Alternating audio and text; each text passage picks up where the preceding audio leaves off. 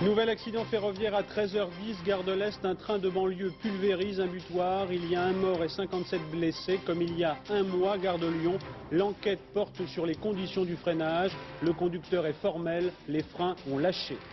Enfants soldats d'Iran, enfants prostituées du Bangladesh, enfants esclaves en Inde. La réalité des droits de l'enfant est quelquefois sordide. L'ONU la dénonce.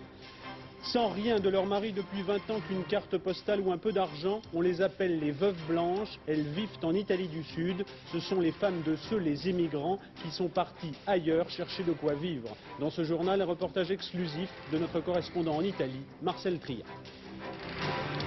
Madame, monsieur, bonsoir. Il n'y a certes pas de commune mesure, mais beaucoup diront encore. Un mois après la catastrophe de la gare de Lyon qui a fait 56 morts, un nouvel accident en début d'après-midi, gare de l'Est. Un train de banlieue qui termine sa course bien au-delà du butoir, en fin de voie. Bilan, un mort, 9 blessés graves et 48 blessés légers. François Cornet, Bernie Mériot et Patrick Gabet. Le bruit des tronçonneuses et les sirènes des ambulances dans un soleil d'été, un après-midi de vacances à Paris où il ne devait rien se passer. Il fait beau partout, susurrent depuis le matin les bulletins météo et chacun s'est engourdi au fil des heures dans cette bonne nouvelle rassurante et de saison. Gare de l'Est, au bout de la voie 24, la voiture de tête de la Raminox Château-Thierry-Paris vient de se plier contre les tampons du butoir, de percuter à une vingtaine de km/h, disent les témoins, au bout du rail. Le plan rouge a été déclenché, une dizaine de médecins réanimateurs, des infirmiers spécialisés du SAMU et de la brigade des sapeurs-pompiers de Paris sont sur place. Désincarcérés et brancardés vers les ambulances et les moyens aériens, les blessés sont évacués vers les hôpitaux. 6 semaines après l'accident de la gare de Lyon qui avait fait 56 morts et 32 blessés, le même matériel est à nouveau dans une gare parisienne et mis en cause. Une nouvelle fois, en accusation, un défaut effectivement du système de freinage. La rame ne s'est pas arrêtée, le conducteur a essayé de prévenir ses passagers. Il n'y avait rien du tout en premier, il n'y avait rien, mais on sentait le goût de brûler, goût de chauffer, je sais pas quoi. Et après à la fin il dit asseyez-vous, mettez-vous couché. Alors c'est là que ça a eu la catastrophe. Hein. On avait l'impression que le train allait s'arrêter normalement et puis on a reçu un grand choc. Moi au départ je croyais que qu'il y avait une explosion, quelque chose, puisqu'on n'avait pas l'impression d'aller très très vite. On s'est levé, c'était vraiment la panique. Tout le monde a couru à la sortie en criant.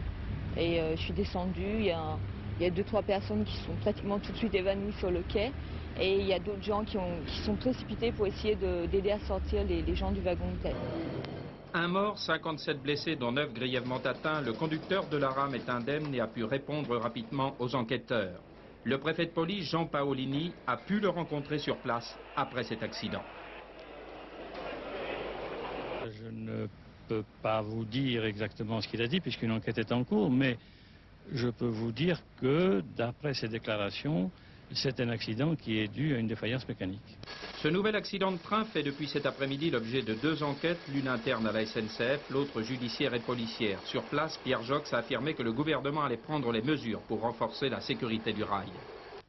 Pour le moment, ce que je veux surtout souligner, c'est que ces problèmes de sécurité qui mettent les familles à l'épreuve.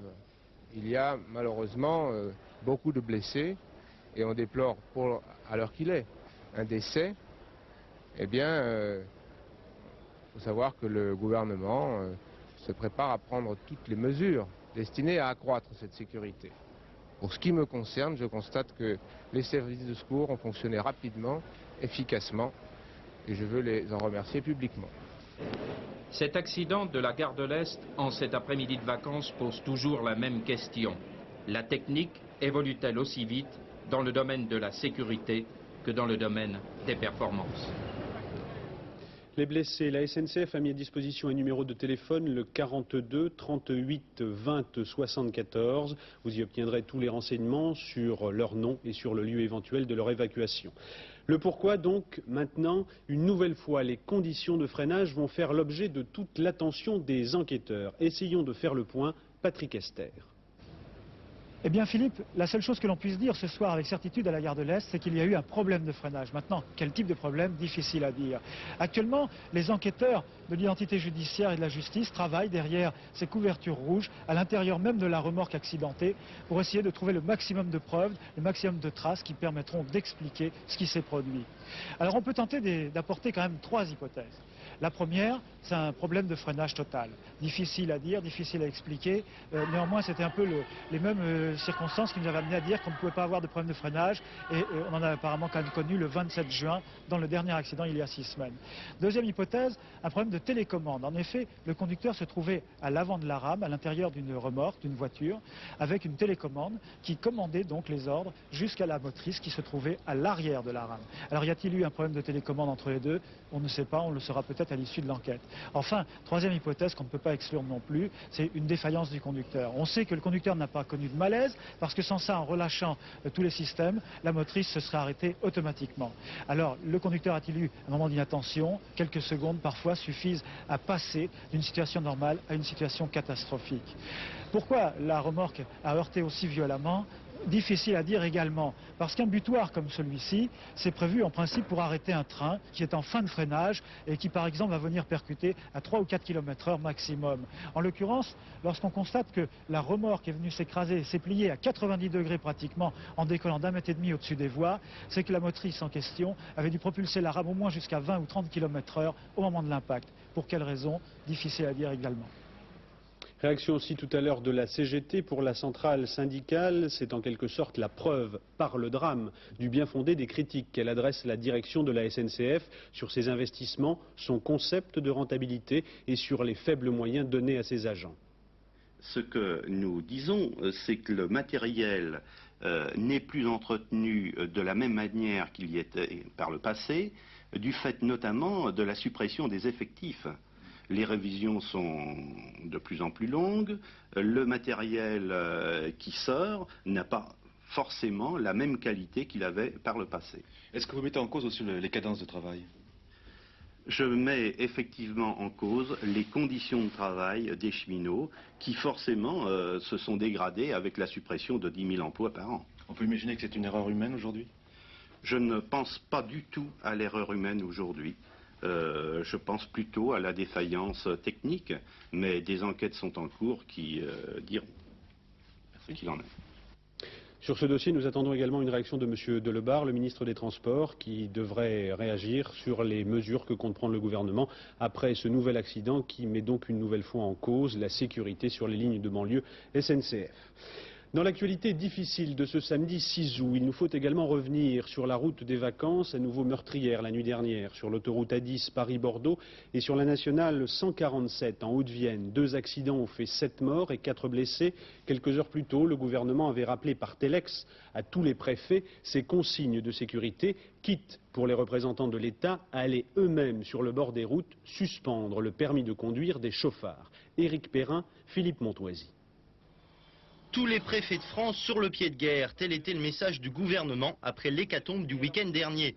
Une fois les dispositifs habituels renforcés, les préfets étaient invités à se rendre eux-mêmes sur le terrain et à procéder à des retraits de permis immédiats en cas d'infraction grave. Une mesure exceptionnelle justifiée par l'inconscience de certains conducteurs. C'est une mesure efficace. Je crois qu'elle est extrêmement dissuasive. Car elle a son effet tout de suite. Je sais bien que ça peut poser des problèmes pour les intéressés, mais je crois qu'il faut en user dans les circonstances qui nous paraissent graves. C'est dans l'intérêt de l'intéressé, c'est dans l'intérêt des usagers de la route, et c'est dans l'intérêt de tous. Une instruction expéditive pour une sanction immédiate, en présence d'un représentant du préfet et d'un membre de la commission administrative de suspension du permis de conduire. La décision est prise sur le champ. Membre de la commission. Il y a un retrait de permis immédiat, c'est tout. C'est tout, voilà. Donc vous ne pouvez pas, là, vous ne pouvez pas rentrer chez vous tout de suite? Je ne peux pas rentrer chez moi, je travaille 8 heures par jour avec mon véhicule, je ne peux plus travailler. Votre permis est suspendu pour combien de temps? 21 jours. Un retrait qui peut aller jusqu'à 2 mois. Dans ce cas, l'automobiliste a 10 jours pour faire appel auprès du tribunal administratif. En attendant, il lui faut trouver quelqu'un pour venir rechercher son véhicule. Sous réserve des derniers arbitrages budgétaires, la redevance télévision devrait augmenter l'an prochain. Il s'agit pour le gouvernement de redonner au secteur public de l'audiovisuel, comprenez Antenne 2 et FR3, les moyens de développer création française et qualité dans un paysage audiovisuel de plus en plus concurrentiel. À l'étranger, un chef de campagne pour George Bush, le candidat républicain dans la course à la Maison-Blanche, distancé actuellement dans les sondages par le démocrate Dukakis. Le secrétaire américain au Trésor, James Baker, a démissionné pour prendre ce poste. En 1980 déjà, il avait contribué au succès de Ronald Reagan. Le président américain faisait tout à l'heure l'éloge de Baker, un ami, dit-il, qui a réussi à conduire l'offensive et imposer les réformes dans l'administration. À sa place, le président américain nomme le banquier Nicolas Brady, très réputé dans les milieux d'affaires à Wall Street. Négociations diplomatiques fructueuses. À New York, l'Irak ne met plus de conditions à un accord de cessez-le-feu dans la guerre du Golfe. L'arrêt des combats pourrait donc être annoncé rapidement par le secrétaire général de l'ONU, M. Pérez de Cuellar. À Genève, c'est le sort de l'Afrique australe que règlent les négociateurs sud-africains, angolais et cubains. Là aussi, il semble que les diplomates que l'on voit ici à la fin d'une session de discussion soient parvenus à un accord de cessez-le-feu. Il sera annoncé lundi dans les capitales concernées. Pas en avant important pour le médiateur américain. Il pourrait préluder dans un prochain round de discussion à un compromis sur l'accession à l'indépendance de la Namibie, territoire administré par l'Afrique du Sud, et sur le retrait des 45 000 soldats cubains d'Angola. Nouvelle conséquence de la rupture décidée par le roi Hussein entre la Jordanie et la Cisjordanie occupée par Israël. À Amman, le ministère des Affaires des territoires occupés est supprimé. Des enfants du Bangladesh vendus à des tenanciers de bordel. L'expression est forte à la mesure peut-être du dégoût qu'ont éprouvé les fonctionnaires internationaux de l'ONU qui ont rendu leur rapport sur l'esclavage des enfants dans le monde. L'organisation internationale y consacrera ses travaux la semaine prochaine à Genève. Au choix, le travail forcé, l'enrôlement, la prostitution, la vente, au choix, l'Iran, l'Inde, le Bangladesh, pour les exemples les plus difficiles. Delphine de la Selle. Pays où l'horreur, la corruption et l'absurdité côtoient la misère quotidienne. Enfants condamnés sans espoir au travail forcé, au crime et à la prostitution. Le rapport du groupe de travail sur l'esclavage est accablant. Il dénonce. Au Bangladesh, au Brésil ou en Thaïlande, plusieurs milliers d'enfants à peine âgés de 7 ans travaillent déjà dans les maisons closes. Aucun choix, aucune liberté. Nourris dans le meilleur des cas, ils sont battus si la recette n'est pas bonne. Enfants abandonnés ou vendus pour des sommes dérisoires, ils sont les victimes toutes désignées pour le travail forcé. Parfois drogués pour être plus productifs, ils n'ont bien souvent aucun jour de repos et ils ne sont pas soignés. Des experts de l'ONU l'ont constaté. En Inde, par exemple, plus de 45 millions d'enfants très jeunes travaillent dans des conditions inhumaines. L'esclavage est pourtant prohibé, il est même puni d'une amende, environ 75 francs. Exploités à des fins productives, les enfants sont aussi utilisés sur les champs de bataille. Au moins 12 pays en guerre ont recours à de telles pratiques. Il serait environ 200 000, âgés de 12 à 15 ans, à porter les armes. Fanatisés en Iran ou victimes de rafles en Afghanistan ou au Salvador, ces enfants soldats n'ont jamais connu que la poudre et les balles. Énumération de sévices en tout genre. Dans ce rapport présenté à l'ONU, la liste est longue, trop longue. Retour, si vous le voulez, un instant sur l'accident gare de l'Est qui a fait 1 mort et 57 blessés. Je vous propose d'écouter la réaction du ministre des Transports, M. Michel Delebarre, qui s'est bien sûr rendu sur place. La fatalité n'a rien à voir dans ce drame qui pose une nouvelle fois le problème de la sécurité des transports publics, dont cette exigence de sécurité dans les transports publics a été rappelée lors d'un récent Conseil des ministres le 20 juillet dernier par Monsieur le Président de la République. Comme ministre des Transports et de la Mer, je constate que les consignes de sécurité données dès le mois de juillet au Conseil d'administration de la SNCF restent encore insuffisamment suivies d'effet. Nous demandons aux responsables de la SNCF de nous rendre compte des mesures prises, des nouvelles dispositions à prendre, tirant les leçons de ces accidents dans les plus brefs délais. J'aurai, dans la soirée, l'occasion de recevoir très rapidement le président de la SNCF pour tirer avec lui un certain nombre d'enseignements.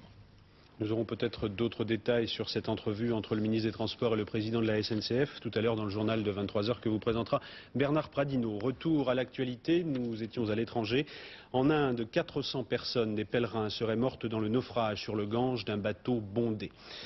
Maintenir la mémoire au Japon. Il y a 43 ans, Hiroshima, ce matin, plusieurs dizaines de milliers de personnes assistaient à une cérémonie commémorative. La bombe d'Hiroshima continue de tuer. Cette année, sur le monument aux morts ont été ajoutés plus de 4000 noms, ceux des victimes décédées ces dernières années. Jacques Merlino. Un lâcher de colombes et un hymne à la paix chanté par une chorale d'enfants ont marqué ce matin la cérémonie commémorative du 43e anniversaire du bombardement d'Hiroshima.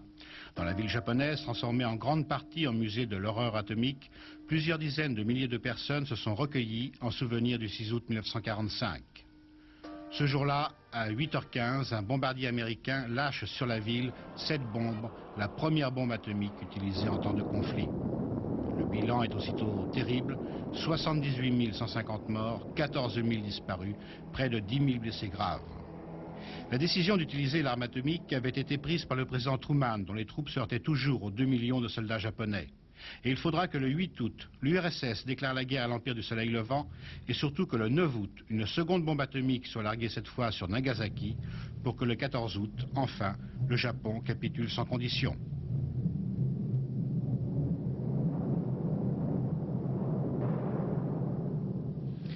Vivre 20 ou 30 ans loin de son mari, parti là-bas vers le nord et vers un hypothétique travail. Des nouvelles, elles en ont parfois quand il envoie une carte ou un mandat. C'est vrai, en Calabre, en Italie du Sud, il y avait peu de travail il y a 20 ans quand les hommes sont partis. Alors, elles, ces femmes d'émigrants, sont restées pour les enfants et pour tenir le foyer. On les appelle les veuves blanches. Elles vivent à 2 pas de chez nous, en Italie du Sud. Reportage exclusif sur une autre phase de l'émigration-immigration, Marcel Tria.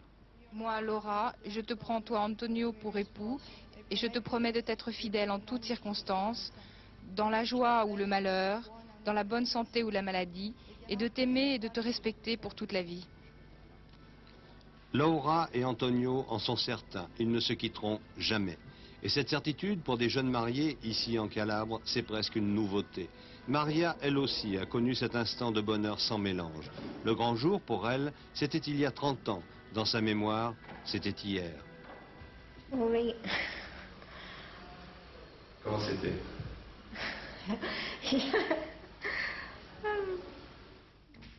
Elle a 55 ans. Elle a eu 6 enfants. Après son mariage, elle a vécu ici quelques années auprès de son mari. Mais aplatie, au pied de la montagne, en plein cœur de la Calabre, depuis toujours, le travail manque. Des oliviers, quelques maigres troupeaux, aucun emploi industriel. Pour 3500 habitants vivant encore dans le village, plusieurs dizaines de milliers d'autres sont allés essaimer en Australie, en Argentine, en Allemagne ou à Milan, dans l'autre Italie, celle du Nord, celle qui nourrit son homme. Beaucoup partaient seuls, laissant leurs femmes élever les enfants dans la tradition calabraise sous le contrôle étroit des anciens. Le mari de Maria travaille en Allemagne depuis 21 ans. Il revient une fois par an, chaque mois. Il envoie 2000 francs. Maria attend. Le prochain retour de son homme, c'est dans quelques jours. J'ai dû m'habituer par la force des choses. Et lui aussi attend de sacrifices. Et pourquoi il fait ça? Pour le bien de sa femme et de ses enfants. Mon mari, pour moi, c'est la chose la plus grande qui existe au monde. Parce que le Seigneur nous a unis pour nous aimer. Mari et femme. Vous n'avez jamais eu peur qu'il ait une autre vie en Allemagne? Une autre femme. La femme doit rester à sa place. Mais l'homme, moi, ça ne m'intéresse pas ce qu'il fait, pourvu qu'il m'envoie l'argent pour faire vivre les enfants. La femme doit faire attention. Tandis que l'homme, c'est pas pareil. Vous n'avez pas de jalousie? Non, non. Non. Et lui non plus avec moi. J'ai rencontré un brave homme qui a toujours travaillé pour sa famille. Et je remercie le bon Dieu. Maria a eu de la chance. Pour elle, les promesses du premier jour auront été tenues envers et contre tout, malgré la déchirure de sa vie de femme. Katharina croyait elle aussi, le jour de ses noces, que c'était pour la vie. C'était en 1923. 2 ans plus tard, son mari est parti tenter sa chance en Argentine. Pour faire face, elle a dû gager tout ce qu'elle avait au mont-de-piété. Ouvrier agricole comme elle, son fils unique ne l'a jamais quittée, mais depuis 63 ans, elle n'a jamais revu son mari. Quand il reviendra, il me paiera ça. Hein. Il s'est foutu de moi.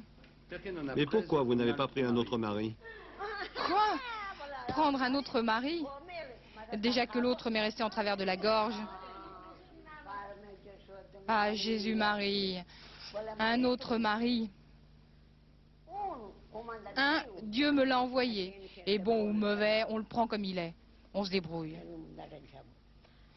Mais recommencer avec un type comme vous, ça non.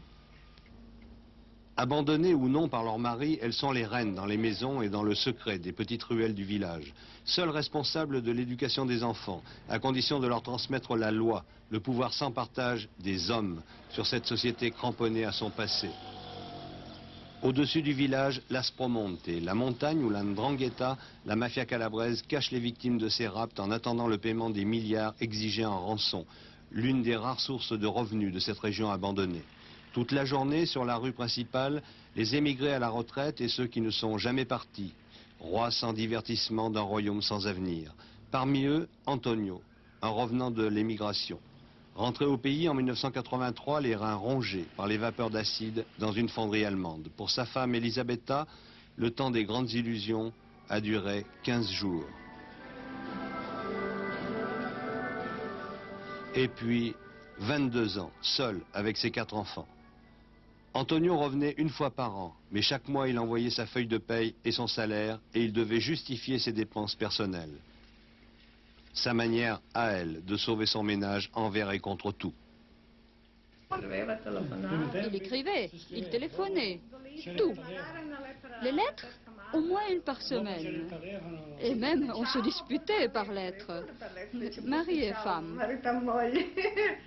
C'était des belles lettres? Belles, mais on se disputait. Quelquefois, je le punissais.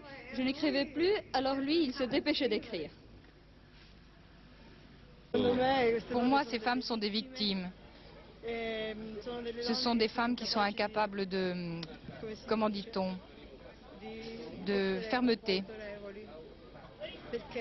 Parce que selon moi, elles devraient suivre leur mari. Voilà. Comment vous voyez votre vie ce soir? Ce soir, je la vois éblouissante. Je suis très émue. Et je ne sais pas.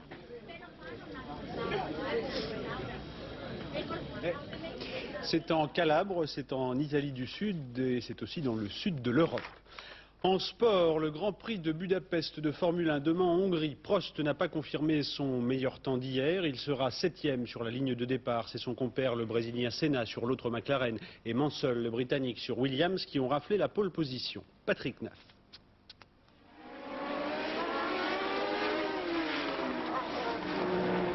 Plus qu'une minute avant la fin de la dernière séance d'essai, ultime tentative d'Alain Prost pour s'adjuger la pole position du Grand Prix de Hongrie, le 10e de la saison. Circuit étroit et sinueux où il est très difficile de dépasser, la pole est ici presque un passeport pour la victoire. Et ce passeport, c'est une fois de plus Ayrton Senna qui l'a en poche grâce à un temps canon. Regardez Prost à l'attaque, il est gêné par les Eurobrins de Larori et Modena, il doit se contenter de la 4e ligne seulement avec le 7e temps. Loin derrière Senna qui occupera demain la pole position, la 8e du Brésilien cette saison.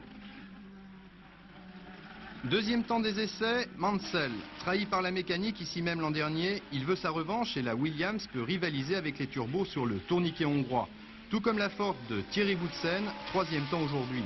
Demain, la puissance ne sera pas forcément un atout sur cette piste très glissante. Senna en a encore fait l'expérience cet après-midi. Et s'il est en première ligne, ce sera l'un des rares grands prix où les atmosphériques auront toutes leurs chances. D'ailleurs, sur la grille, il y en aura 5 entre Senna et Prost. Prost, bien mal placé pour rejoindre Senna au nombre des victoires cette saison.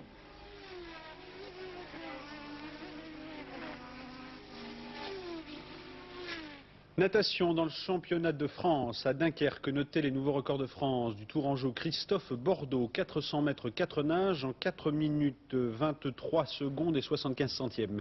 Record de France également au 100 mètres d'eau, record de Franck Schott en 57 secondes et 63 centièmes. Le tiercé cet après-midi c'était à Deauville, combinaison gagnante 4, 17, 15.